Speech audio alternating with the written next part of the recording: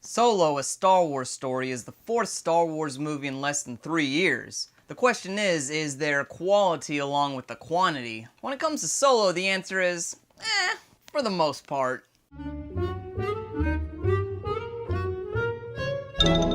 What up, Internet? Thanks for joining. I'm Paul Christian and this is Movies with a Millennial. Prequels set off with the fundamental limitation of lacking suspense. We already know what's gonna happen. We know that Han Solo makes the Kessel Run in 12 parsecs and goes on to become a scruffy nerf herder galactic badass. But it's not always the destination that matters. The journey matters too, and although this journey doesn't quite overcome the limitations of a prequel, it's still a fun ride. We start with the young Solo on the planet of Corellia. He's a poor kid that wants to get out of the slums and become a pilot. The rest of the movie basically plays around us seeing Han Solo in the same situations we know and love him for, owing big money to criminal space bosses and having to come up with some BS or shoot his way out to survive. Harrison Ford as Han Solo is one of the iconic screen performances of all time, not to mention my favorite character from the original trilogy. Alden Ehrenreich has some very big boots to fill. The boots are a little bit too big for him, but he does a pretty good job being likable in his own right. He also adds a touch of vulnerability to the character, which I thought was nice to see in the young hero. The problem is that his character arc is pretty flat, and that's a problem with the screenplay. He kinda just goes from being a young badass to being a young badass with a spaceship. Yes, he becomes slightly more jaded and slightly less idealistic, but I would have liked to have seen a little more growth. He's pretty much already the same guy we know from the original trilogy, but that's not the worst thing in the world. Han Solo is a great character, and it's great to see him go through some formative experiences. The part where he meets Chewbacca is super entertaining. It's like taking the Rancor pit scene from The Return of the Jedi and mixing it with a romantic comedy. When Henry met Chewie, anybody?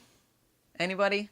Speaking of old friends and frenemies, Donald Glover is spot on as Lando Calrissian. He not only nails Billy D. Williams' mannerisms, he also stays true to the sleazy pretentiousness of the original character, and easily delivers the funniest moments in the movie. Some of the new characters are pretty cool too. I really liked Woody Harrelson as Han Solo's criminal mentor Beckett. He's a bad guy who's a good guy that does bad things and good things, and that's pretty interesting. I also liked the other members of Beckett's crew. The movie does a solid job of making you care about them in a relatively limited amount of screen time. These guys are anti-heroes, but Paul Bettany is straight up villain. He's equally charismatic and menacing as Dryden Voss, the leader of the Crimson Dawn crime syndicate. This was pretty refreshing to see after having to deal with villains in The Last Jedi who were either Wile E. Coyote level bumbling or just slightly undercooked. Unfortunately, not all of the new characters in Solo were as good as the ones I just mentioned. The filmmakers try a bit too hard to make Lando's sassy droid companion fit the typical droid archetype of comic relief. It felt like they were forcing the jokes. She has her moments, but is not able to meet the high bar set by previous droids. Also, Han Solo's love interest, Kira, was not a very well-written character,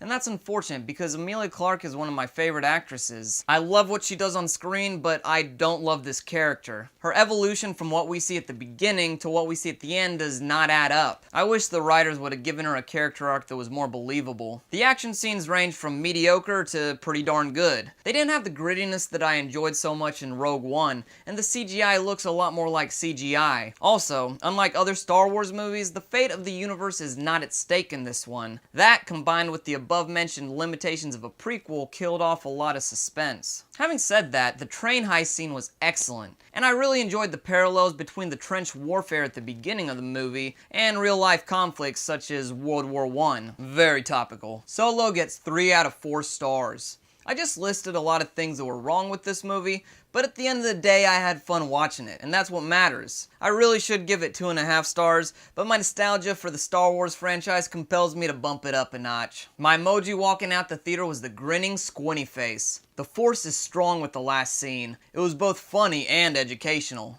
Thanks for watching. I'm Paul Christian, and this is Movies with a Millennial. If you like what you've seen, please don't forget to like, share, and subscribe.